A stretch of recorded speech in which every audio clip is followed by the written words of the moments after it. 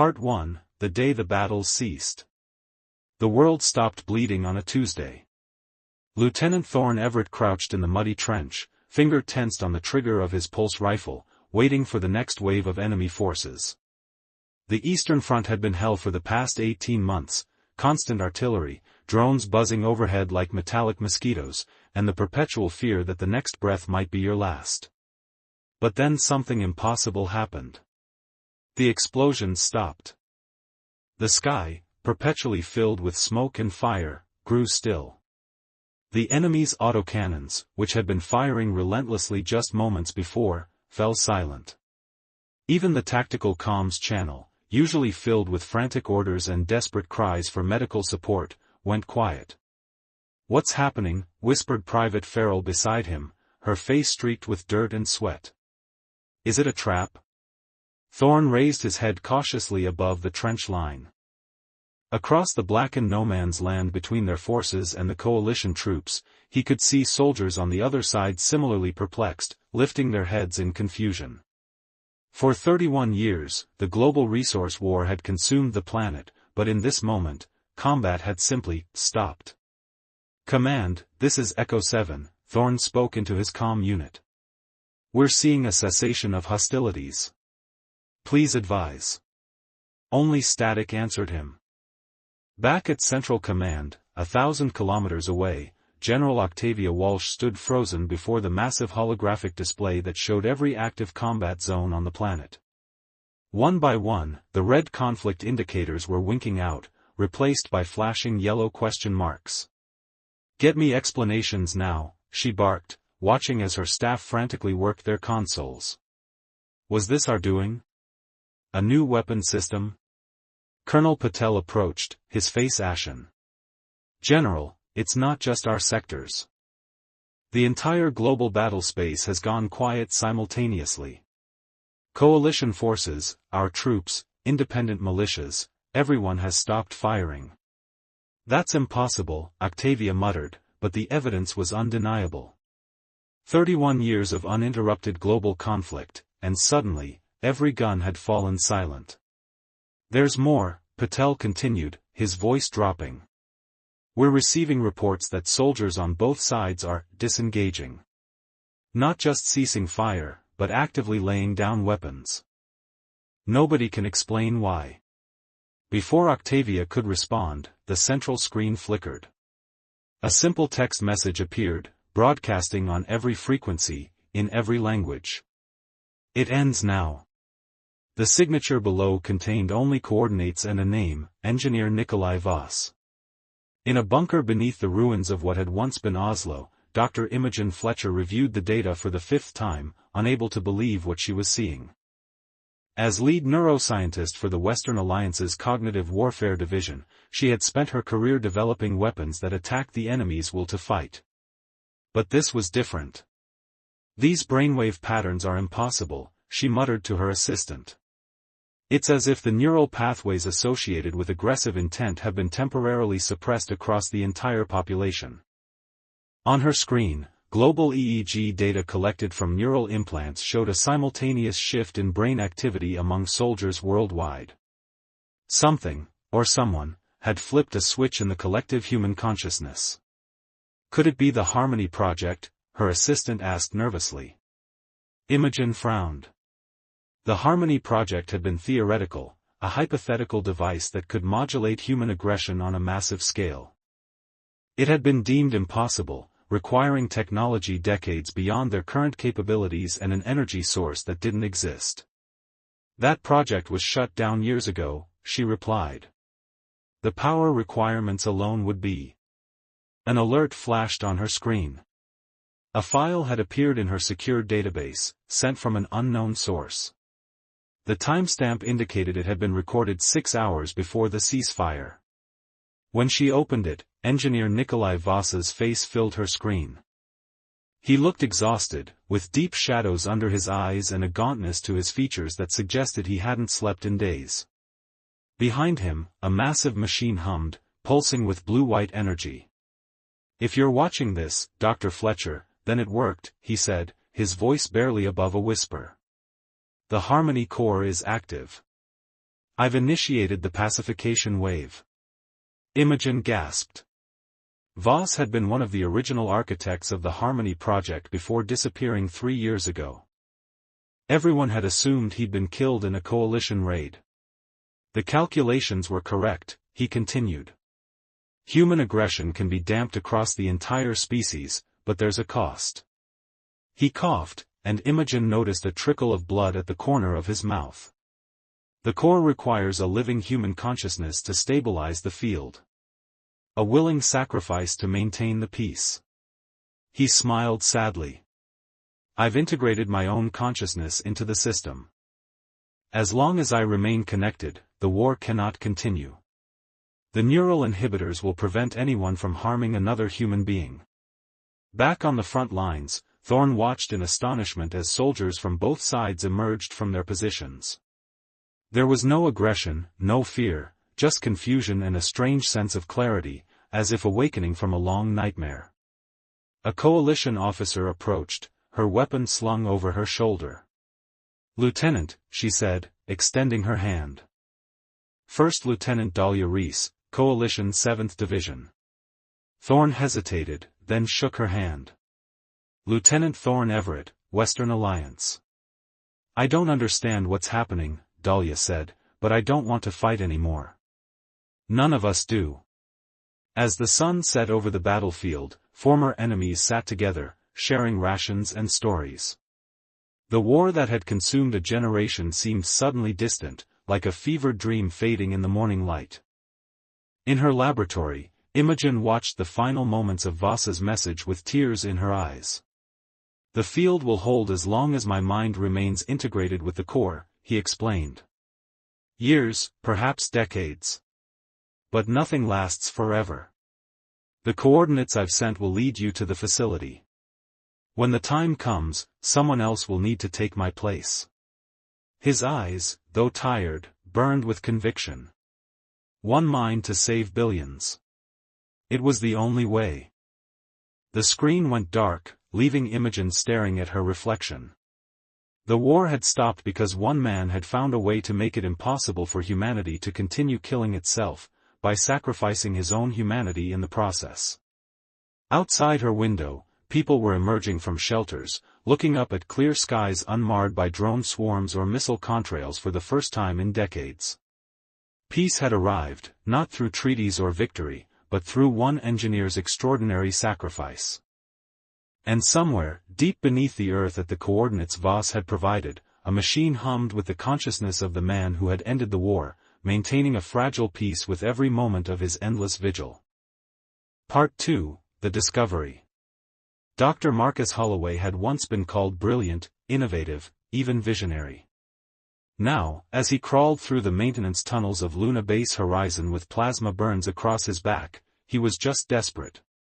3 weeks ago, the Corvallians had overrun the lunar defenses.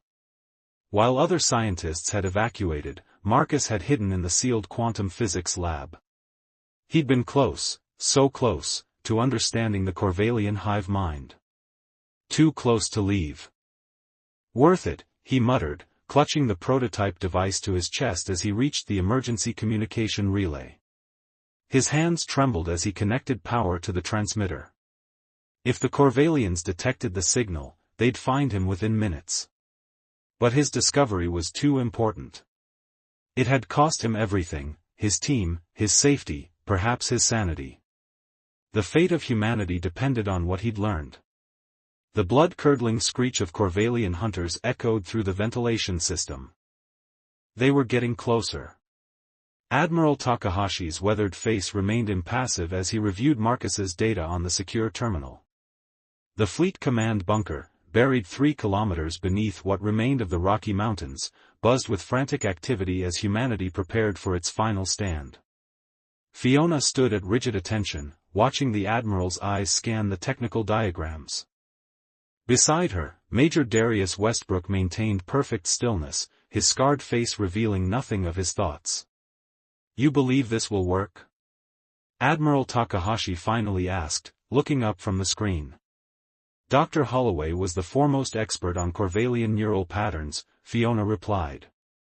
"If he says it will disrupt their hive mind, I believe him. The Admiral's gaze shifted to the silent Major. And you, Westbrook? You understand what volunteering means? Darius nodded once, steel-gray eyes unwavering. Total neural integration with the enemy hive mind. One-way trip. My consciousness dispersed and weaponized against their collective awareness. His clinical description of his own destruction sent chills down Fiona's spine. Admiral Takahashi sighed heavily. We're discussing theoretical xenobiology combined with experimental quantum entanglement. The risks. With respect, Admiral, Darius interrupted, what risks? Earth falls in 40 hours. Humanity ends. This gives us a chance.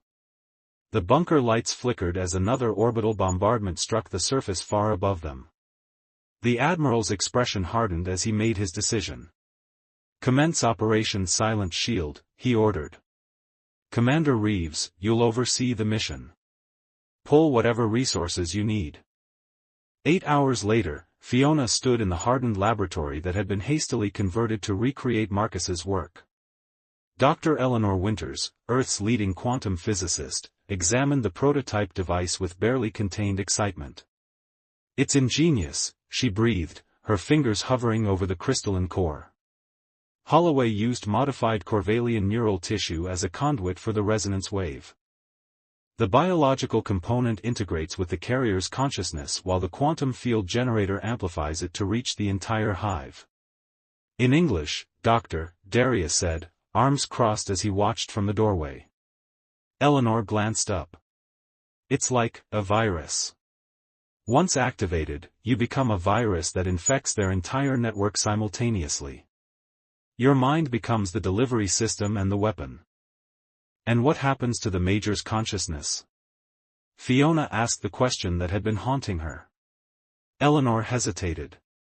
According to Holloway's notes, it's consumed in the process. The human mind essentially shatters across billions of Corvallian neural pathways, creating cascading failures throughout their hive consciousness. So I cease to exist, Darius stated flatly. Not exactly, Eleanor replied softly. Your consciousness would be dispersed, fragmented across their hive mind. You wouldn't be you anymore, but pieces of your memories, your thoughts, they would continue, embedded within every Corvallian that survives. Darius nodded, absorbing this information with unsettling calm. How long until the device is ready? 10 hours to recalibrate the quantum field generator, Eleanor answered. Then we need to attune it to your specific neural pattern. Get it done, he said, turning to leave. Fiona followed him into the corridor. Darius, wait. We should discuss. There's nothing to discuss, Commander. He kept walking. Damn it, Westbrook. She grabbed his arm, forcing him to stop. You can still back out. We could find another volunteer. For the first time, his stoic mask slipped, revealing a flash of raw grief. Who? Who else has nothing left to lose? My wife, my son. I watched the feeds when New Sydney burned. I heard them. His voice caught. I heard them screaming over the comms until the signal cut out. Fiona's grip on his arm loosened. I'm sorry. Don't be, he said, composure returning. For 17 years, I've been fighting to kill Corvallians. Now I have a chance to end them all at once. It's what Sarah would have wanted. I need to know you're doing this for the right reasons. Darius almost smiled. I'm doing it for the only reason that matters. So that someone, somewhere might survive. In the adjacent laboratory, Technical Sergeant Jamal Rivera carefully assembled the delivery mechanism that would transport the device, and Major Westbrook, to the heart of the Corvallian flagship. It's insane, whispered his assistant, Lieutenant Talia Wong. Even if we get him there, how will one man reach the Queen's chamber? Jamal continued his delicate calibrations. You've never seen Major Westbrook in action, have you? On Titan, he infiltrated a drone processing center and extracted 3 POWs. By himself. Through 2 kilometers of Corvallian territory. That's different from penetrating their flagship, Talia argued. Maybe, Jamal conceded. But if anyone can do it. Their conversation halted as Dr. Winters burst into the lab, eyes wide with excitement. I think I found a way to improve the resonance, she exclaimed. Holloway's original design would disrupt the hive mind temporarily, but I've identified a feedback loop in the quantum field that could make the effect permanent. Meaning what? Jamal asked. Meaning we don't just give humanity a temporary advantage, Eleanor explained. We could permanently destroy the Corvallians' ability to form a hive mind. Forever. The implications hung heavy in the air. Without their hive mind, the Corvallians would become disorganized, confused individuals rather than a perfectly coordinated swarm. Earth might not just survive the coming attack, humanity might actually win the war. There's a catch, Eleanor added, her enthusiasm dimming. The feedback loop would require a complete neural integration. Major Westbrook's mind wouldn't just be fragmented, it would be completely absorbed. There would be nothing left of him. Jamal and Talia exchanged troubled glances. Have you told him? Talia asked. Not yet, Eleanor admitted. I wanted to confirm the calculations first. From the doorway, Darius's voice startled them all. You don't need to confirm anything else, Doctor. Make the change. They turned to find him leaning against the doorframe, his expression resolute. Major, Eleanor began hesitantly, you understand what this means? The original plan at least left the possibility that fragments of your consciousness might. I understand completely, he interrupted. One life for all of humanity. No need to sugarcoat it. He straightened, addressing all of them. We have 30 hours until Earth falls. Let's not waste them debating the fate of a dead man walking. As he left, silence fell over the laboratory. The magnitude of his sacrifice, willing, complete obliteration, weighed on each of them. Fiona, who had been standing silently in the corridor behind Darius, closed her eyes and whispered a prayer for the man who had already lost everything and was now preparing to lose himself. Part 3, Operation Silent Shield. The assault shuttle's hull vibrated violently as it sliced through Earth's upper atmosphere. Major Darius Westbrook sat alone in the deployment bay, the resonance device secured in a reinforced case beside him. His combat armor, matte black with advanced stealth plating, bore no insignia, no rank, no identification. For this mission, he wasn't a soldier of Earth.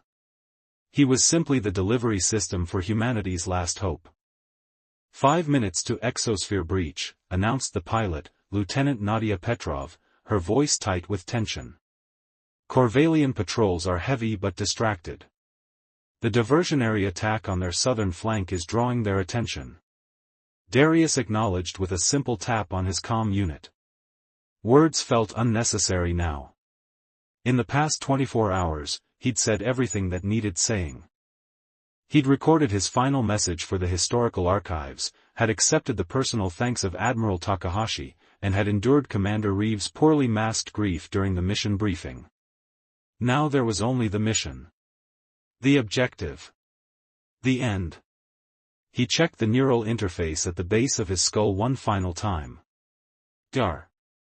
Winters had installed it herself, the delicate filaments penetrating his cerebral cortex to create the connection that would allow him to activate the resonance device with a single thought. Major, Fiona's voice came through his private channel. She was coordinating from the stealth frigate Nemesis, hovering at the edge of detection range. Biometrics show elevated cortisol levels. Are you all right? Darius almost smiled. Always the commander, worried about her soldiers until the end. I'm fine, Commander. Just ready to finish this. A moment of silence passed before she spoke again, her official tone slipping. Darius, when you're inside their hive mind, before the end, what do you think you'll see? It was a question he'd been asking himself since accepting the mission. What would it feel like to have his consciousness spread across billions of alien minds? Would there be pain? Would he remain aware, trapped forever in fragments within the enemy's thoughts? I don't know, he answered honestly. Maybe nothing. Maybe everything. He hesitated. Maybe I'll see Sarah and Thomas again, if only in memory. Breach point approaching, Petrov interrupted. Stealth systems at maximum. Deploying countermeasures. The shuttle shuddered as it released a cloud of nano-reflective particles, creating temporary sensor blindness in the Corvallian defense grid. Through the small viewport, Darius could see the massive shadow of the Corvallian flagship, a biomechanical monstrosity 20 kilometers long, shaped like some ancient deep-sea creature with pulsing organs visible through translucent sections of its hull. Remember, Dr. Winter's voice joined the comm channel, you need to reach the central neural cluster. Our intelligence puts it approximately 2 kilometers from your insertion point. The device must physically connect to their neural network to achieve maximum dispersal.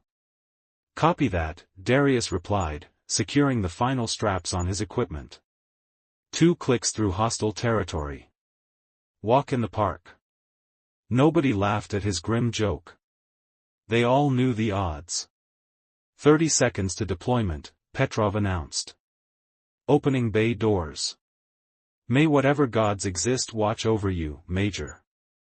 The bay depressurized as the doors slid open, revealing the cold darkness of space and, beyond it, the grotesque beauty of the Corvallian flagship. Darius took one last breath of human air, then activated his helmet's seal. For Earth, he said simply, then launched himself into the void. Infiltrating the Corvallian flagship proved both easier and more horrifying than intelligence had suggested. The living ship's outer membrane parted like thick gelatin when Darius applied the enzymatic solvent Dr. Winters had developed, allowing him to slip inside without triggering alarms. Once inside, he found himself in a nightmare landscape of pulsing organic corridors lit by bioluminescent growths. The air, if it could be called that, was thick with spores and the sweet-rot smell of alien biology. His helmet's filtration system strained to keep the atmosphere breathable. Moving silently through the vessel's digestive tract, Darius avoided the worker drones, insectoid creatures the size of large dogs that scuttled along the walls and ceiling. Their compound eyes glowed faintly in the dim light, but they seemed unaware of the human predator in their midst. Approaching first junction, he whispered into his comm, movement ahead. The communication signal stuttered, distorted by the ship's dense tissues. Fiona's response came through broken and faint, careful. Bioreadings suggest, warrior caste. Darius pressed himself into a recessed membrane as 3 Corvallian warriors stalked past. Unlike the workers, these stood 7 feet tall with chitinous armor and serrated forelimbs capable of slicing through reinforced steel.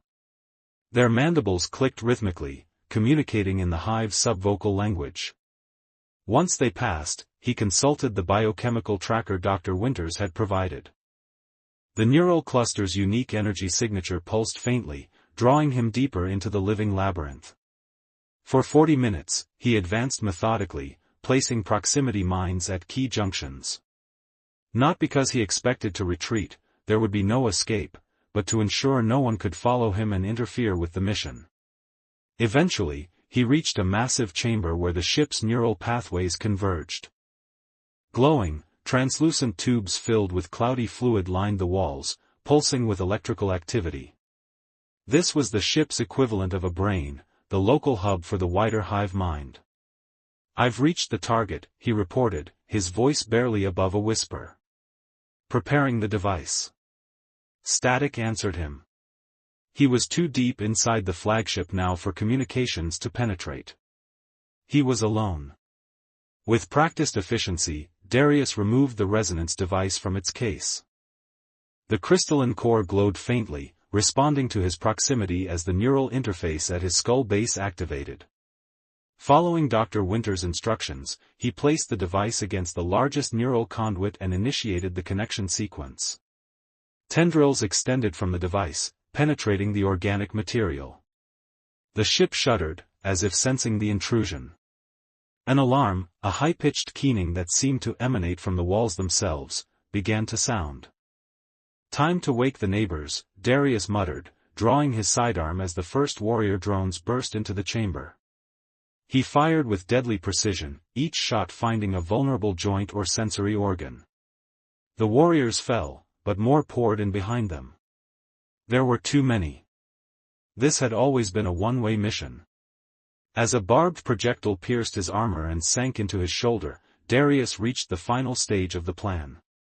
With blood-slicked fingers, he activated the neural interface completely. The resonance device hummed to life, its glow intensifying until it became painfully bright. The approaching Corvallians hesitated, their movements becoming erratic. They could sense something was wrong. "For Sarah," Darius whispered, thinking of his wife's smile. "For Thomas." His son's laughter echoed in memory. "For Earth." He closed his eyes and opened his mind. The universe exploded behind his eyelids. Suddenly, he wasn't just Darius Westbrook anymore. He was everywhere at once, his consciousness stretching across impossible distances. He could feel billions of alien minds, could sense their shock, their confusion as his human thoughts began to infiltrate their perfect unity.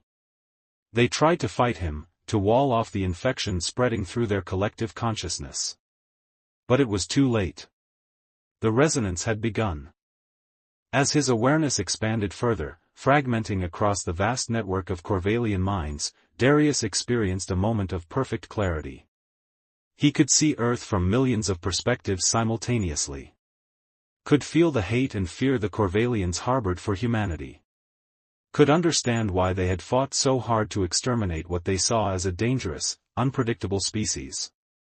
And in that moment of understanding, as his sense of self began to dissolve like salt in an endless ocean, Major Darius Westbrook made one final, conscious choice. Instead of hatred, he projected forgiveness. Part 4, The Sacrifice. The universe unfolded within Darius Westbrook's consciousness like an endless, living tapestry. One moment he had been standing in the neural cluster of the Corvallian flagship, blood streaming from his wounds as warrior drones closed in.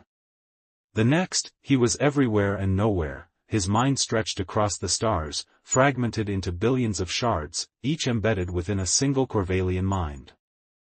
He could feel them all, drone workers laboring in hive colonies across conquered human worlds, warriors engaged in battle against Earth's desperate defenders, navigators piloting vast living ships, and deep beneath it all, the ancient, terrible awareness of the Queens. Time lost meaning. What might have been seconds or centuries passed as Darius struggled to maintain some sense of self amidst the overwhelming alien collective. His memories, Sarah's laugh, Thomas's first steps, the feel of Earth's sun on his face, became his anchor points as the resonance device worked its purpose, using his human consciousness as the virus that would unravel the hive mind forever. But something unexpected was happening. Dr. Winters had predicted his mind would be consumed, destroyed in the process of disrupting the Corvallian network. Instead, Darius found himself becoming the network, not just destroying the connections between Corvallian minds but reshaping them. Through the Queen's memories, he witnessed the birth of their civilization eons ago, insectoid creatures evolving on a harsh world where survival demanded perfect cooperation. He felt their terror when their son began to die, their desperate journey across the stars, and their first encounter with humans, strange, individualistic beings who reminded them of the chaotic predators of their homeworld. The war had begun from fear, not malice. "I understand now," Darius thought, the realization reverberating across the collective. But understanding doesn't excuse genocide. He pushed harder, his consciousness spreading like wildfire through their neural network. Corvallian ships throughout the solar system began to falter as their crews lost coordination. On Earth's battlefields, warrior drones stumbled, their perfect synchronization dissolving into confusion. On the bridge of the Nemesis, Commander Fiona Reeves stared in disbelief at the tactical displays. All across the system, Corvallian forces were falling into disarray. Ships collided with one another, ground forces scattered in random directions, and their devastating precision weapons fell silent. "It's working," she whispered, hardly daring to believe it. "He did it." Admiral Takahashi's voice came through the command channel, tense with barely contained hope. "Commander, are you seeing this? Their flagship is powering down weapons systems." "Yes, sir." All Corvallian forces appear to be in disarray. She swallowed hard, thinking of Darius. "Dr. Winters, any readings from the Major's neural link?" Eleanor Winters studied her instruments, her face pale. "The signal is strange. According to these readings, the resonance has spread throughout the entire Corvallian collective, but..." She looked up, her eyes wide with wonder. "It's not destroying their connections. It's rewriting them." "Explain," demanded Takahashi. "The Major's consciousness isn't being destroyed as we predicted," Eleanor replied. "It's integrating. Becoming a fundamental part of their collective mind." Fiona's heart raced. "Are you saying he's still alive?" "Not exactly," Eleanor said softly. "Not as we understand life. But something of him, his memories, his values, his humanity, is spreading through their entire species. He's changing them from within." Deep within the spreading resonance, Darius confronted the Queens, ancient, vast intelligences that had guided the Corvallian species for millennia. He felt their rage, their fear, their desperate attempt to expel his human consciousness from their perfect union. "You will destroy us," they projected, their thoughts a cacophony of alien concepts and emotions. "Everything we are will end."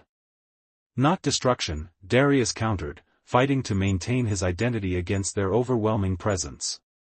"Transformation. You've lived too long without understanding the minds of others. Without empathy." He pushed forward, no longer just a virus in their system but a catalyst for change. With every passing moment, more of his human perspective, his memories of love, sacrifice, grief, and hope, spread through the collective. The Queens fought back, attempting to isolate and destroy his influence. But the resonance device had made him part of them now, inseparable from their very essence. And something unexpected was happening. Some Corvallians were embracing the change, welcoming the new perspective he offered. Darius felt himself fading, his individual identity dissolving like mist in morning sun. But as he diminished, his final act took shape, a fundamental rewriting of the Corvallian hive mind, introducing concepts alien to their species, individual choice, empathy, and the possibility of peaceful coexistence.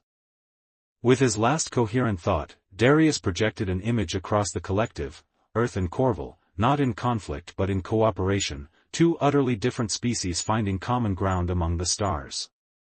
"Choose differently," he commanded with his fading will. "Remember me. Remember humanity." And then Major Darius Westbrook was gone, his consciousness fully dispersed across billions of alien minds. Yet something remained, an echo, a memory, a legacy encoded into the very foundation of the Corvallian collective consciousness. Across Earth's solar system, the war stuttered to a halt as every Corvallian simultaneously experienced humanity through Darius's memories. Warriors set down their weapons, workers paused their labors, and ship commanders powered down their weapons systems. For the first time in 17 years, silence fell across the battlefield. 3 days later, Commander Fiona Reeves stood before the emergency session of Earth's United Defense Council, still struggling to find words for what had occurred. "The Corvallians have withdrawn to Saturn's orbit," she reported. "They've made no aggressive movements since the resonance event. Instead, they've been communicating." "Communicating what, exactly?" asked Counselor Zhou, suspicion evident in her voice. "It's difficult to translate," Fiona admitted. "Their language is changing, becoming more individualistic. But the core message is consistent. They're requesting peace negotiations." Murmurs spread through the chamber, disbelief, hope, suspicion. Admiral Takahashi stepped forward. "There's more. Their communications refer repeatedly to something they call the Westbrook Understanding. According to Dr. Winter's analysis, Major Westbrook's sacrifice didn't just disrupt their hive mind, it fundamentally altered it. His memories, his humanity, have become part of their collective consciousness. And we're supposed to trust this sudden change of heart? Counselor Mbeki demanded. After 17 years of war? We're still verifying, Takahashi replied. But preliminary reports from our colonies indicate Corvallian forces have ceased all hostilities. Some are even assisting human survivors. Fiona cleared her throat. There's one more thing. Their lead emissary, the Queen's primary voice, insists on being called Darius in all communications. Silence fell across the council chamber as the implication sank in. He's still alive, someone whispered. In some way, he's still alive. Not alive, Fiona corrected gently. But not gone either. His sacrifice gave us more than just survival. It gave us a chance for peace. Outside the chamber windows, Earth's scarred surface gleamed in the sunlight. For the first time in 17 years, no missiles streaked across the sky, no defense shields hummed with power, and no evacuation sirens wailed in the distance. The guns had stopped, not because one side had won, but because one man's sacrifice had shown two enemy species another way forward. Part 5, The Legacy of Silence. 5 years passed. The memorial stood at the center of New Geneva, a towering sculpture of crystalline material that caught the light in ways that seemed impossible, refracting it into patterns that shifted and changed throughout the day. At its heart, a simple hologram displayed the face of Major Darius Westbrook, not in his final moments of grim determination, but smiling, from a time before the war had taken everything from him. Fiona Reeves, now Admiral Reeves, approached the memorial with measured steps. Her dress uniform bore the new insignia of the Joint Earth-Corval Defense Initiative, a symbol of cooperation that would have been unthinkable 5 years ago. He wouldn't care much for all this ceremony, she said to her companion. Darius always hated being the center of attention. Ambassador Tkarik tilted his insectoid head, compound eyes reflecting the memorial's shifting lights. Once a Corvallian warrior drone, he now served as the primary diplomatic link between Earth and the transformed Corvallian collective. Unlike his brethren before the resonance event, Tkarik spoke as an individual, though his thoughts still connected to the greater hive consciousness. Yet his memory deserves honor, Tkarik replied, his mandibles clicking softly as he shaped human words. He lives in all Corval now. His sacrifice is remembered with every decision we make. The transformation of the Corvallian species had been neither simple nor perfect.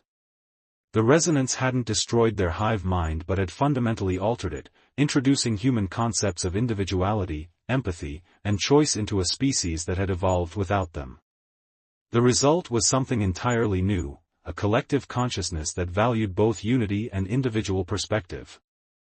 The colonists on Proxima B reported the reconstruction is ahead of schedule, Fiona noted. Your people have done remarkable work restoring what was destroyed. It is the least we can do, Tkarik responded. The memories we carry, his memories, of Sarah and Thomas, they give us purpose. To rebuild what was lost. Fiona nodded, still finding it strange to discuss Darius's family with a being who, in some fragmented way, carried his memories. The Corvallians' efforts to rebuild the colony where Darius's family had perished was a gesture of atonement that transcended simple reparations. Dr. Eleanor Winters joined them, her lab coat exchanged for formal attire appropriate to the commemoration ceremony. 5 years of studying the resonance event had etched new lines around her eyes, but they crinkled with genuine warmth as she greeted both human and Corvallian. The new neural interface trials are showing promising results, she told them. Soon we might be able to establish direct communication between human and Corvallian minds, not full integration, but a bridge of understanding. Darius would be pleased, Fiona said. He always believed that if we could truly understand each other, peace would be possible. Eleanor nodded thoughtfully. I've often wondered if he knew, somehow, what would happen. If he understood that the resonance device wouldn't just disrupt the hive mind but transform it. His last choice, to project forgiveness rather than hatred, changed everything. Tkarak's antennae twitched in what humans had learned was an expression of deep emotion. The queens say that in the moment of joining, they felt his intention. Not destruction, but connection. It was unexpected. The ceremony began as dignitaries from Earth and Corvallian representatives gathered around the memorial. Admiral Takahashi, now Secretary-General of the United Earth Government, delivered a speech about sacrifice and transformation. Children, human children, presented offerings of earth flowers, while young Corvallians performed a harmonized vibration that translated the essence of Darius's story into their traditional memory song. As the ceremony concluded, Tkarak approached the memorial and placed a small object at its base, a crystalline structure similar to the resonance device, but smaller, its inner light pulsing gently. "What is that?" Fiona asked. "A memory crystal," Tkarak explained. "It contains the collective gratitude of all Corval. When touched by a human, it shares the feeling of our transformation, the moment when hatred became understanding." Hesitantly, Fiona reached out and touched the crystal. Warmth flowed through her fingers, and for just a moment, she felt an echo of something vast and alien yet achingly familiar, billions of minds linked together, and flowing through them all, the indelible imprint of one human soul. She gasped and withdrew her hand, tears welling in her eyes. "He really is still there," she whispered. "A part of him." "All of him," Tkarak corrected gently. "Not as he was, but scattered throughout us all." The queens say that sometimes, when the collective faces difficult decisions, his perspective rises most strongly, guiding us toward compassion rather than fear. As the crowd dispersed, Fiona lingered before the memorial. The setting sun cast long shadows across the plaza, but the crystal at the monument's heart continued to glow with inner light. "We never found a way to bring you back," she said softly to the hologram of her friend.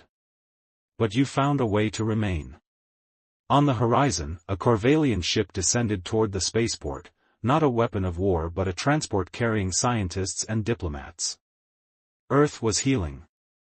The scars of war would never fully fade, but new growth had begun. The greatest testimony to Darius Westbrook's sacrifice wasn't the memorial that bore his name or the history books that recorded his final mission.